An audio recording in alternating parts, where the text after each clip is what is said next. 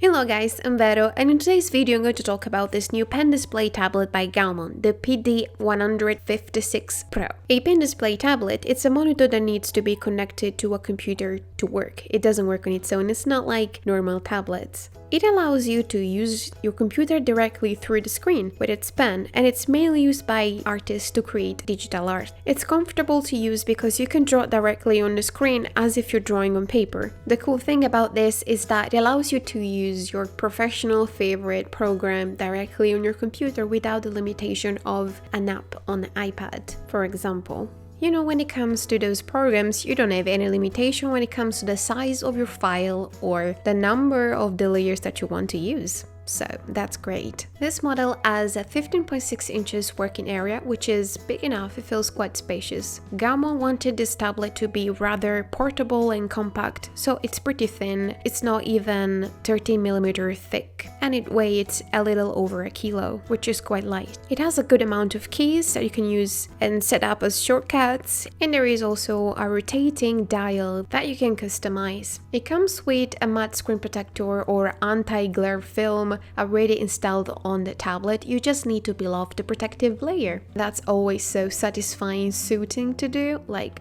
I love peeling off labels and stuff like that. It comes with a stand that's pretty small and compact. It can be adjusted from 14 degrees to 45 degrees. It's a very simple stand and it works very simply, but it's a little difficult to change the angle while the tablet is on the stand. Because in order to change the inclination of the tablet, you need to know what's happening in the back. You need to watch the back of the stand to change the angle, so you need to be very careful because the tablet could slip and fall, because it almost happened to me and that was scary. So be very careful. On the tablet there are no screw holes, so even if you want to install one of those permanent stands, you can't do it because you can't screw it in. That's a little bit of a boomer, but you know, the concept of this tablet is portability, so I can accept that. And because of the portability concept, the tablet comes with a pouch. And it looks very good, it's very nice, it's grey outside and orange inside, which are the Gaomon colors. So it's good, but it's a little tight. I noticed that it's getting looser over time, but I'm always afraid to drop the tablet when I try to take it out from there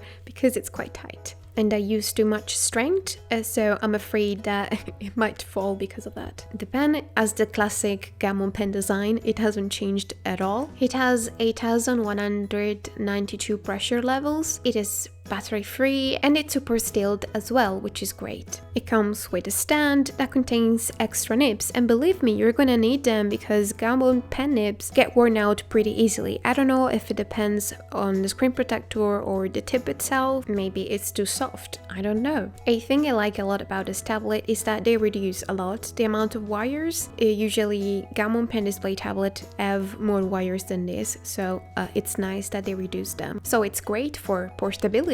It's basically an all-in-one cable that have the HDMI cable, the USB cable, the plug cable, and the USB-C cable all in one. And the only cable you have to connect to the tablet is the USB-C one, and it has a very nice design because it's like angular, so it doesn't stick out when you connect it. It's very nice. It's a cool touch. To install the tablet, you just need to go to their website, look for your tablet model, and go to the driver section and download the driver that's meant for your PC, Windows or Apple. The installation process is pretty straightforward, you just need to click on the next button until it's finished. But I recommend you to uninstall the other tablets from your computer if you have any, so that the driver can work without any interferences. Then reboot your computer and you can just open the driver and set up the shortcuts, the pressure, the working area, the calibration, and everything from there. The power button is on the right side and it becomes green when the tablet is on. Underneath it there are two keys with which you can adjust straight away the brightness of the tablet, but to get access to the full menu settings of the tablet you have to press for a few seconds the last key on the left side. To adjust those settings you need to use the keys on the right side. Took me a while to figure that out. The ring dial by default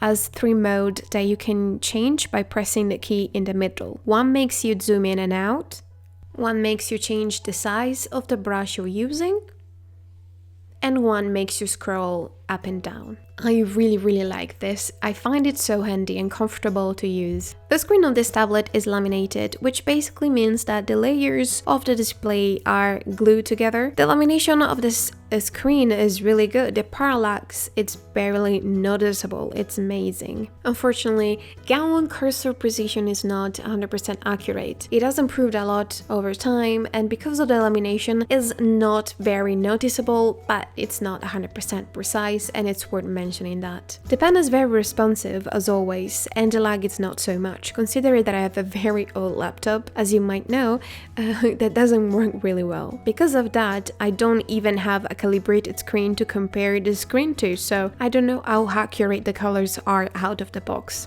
I only know that by default this comes in the warm color profile setup, and I changed it to sRGB. The color should be quite accurate anyway, because this has an IPS Full HD screen with an 88% NTSC color gamut, so it should be pretty accurate. What you saw before was the comparison between the other 15.6 inches display tablet that Gaomon has that I've reviewed. As you can see, this new one is very sleek, and you can definitely tell that this has a laminated screen because it looks less gray. I like the other stand better, but I like this tablet more because it's laminated, it's more precise. I also prefer this design because it looks more balanced than the other one. When it comes to the portability thing, I think it can be portable, and if you're a student you need to move around a lot with your graphic tablet, I think this could be for you. So as always, I made a drawing with this tablet, and I just wanted to experiment a little bit with my style this time. I don't know if it was a good choice though, because I don't really like the result, but it's fine, it's part of the process to get where I want to be. I'm trying to simplify my style. I am trying to experiment with ways of coloring, especially digitally, because that's the only thing I'm using right now. I'm basically only drawing digitally lately. Can you believe that I haven't made a watercolor illustration since the beginning of the year? Like, can you believe that? It's crazy. Anyway, I want to improve the mood of my illustration, therefore I need to improve my light and shadow knowledge, which is very bad. As you can see from this, I made so many mistakes. The light source is so unclear, and I think I overworked everything at the end. It looks a little creepy, not gonna lie. This is not how I imagine it in my head. Definitely. Also, I was trying to push proportions, so I made the ends pretty big, but it doesn't look like I made it on purpose. It looks like I know nothing about anatomy. It looks like I just made a mistake. And I mean, anatomy is also something I have to practice on, let's be honest. I feel quite confident about the female torso, but everything else, it's very foggy. I don't remember anything of that I've ever studied. I always forget everything. Also, you know guys, that this channel started with me only making speed paintings because I wanted to be a digital artist, and I feel like I got to a good point back in the days. The problem is that I forgot everything I knew. I feel like I was quite good, and now I just don't even know how to paint digitally anymore. It's overwhelming, but I can always learn it again and remember to practice it more so that I won't forget about it. Anyway guys, that's it for this video. Thank you so much for watching, and I hope you're all safe wherever in the world you are. Take care of yourself and the people around you, and bye bye guys.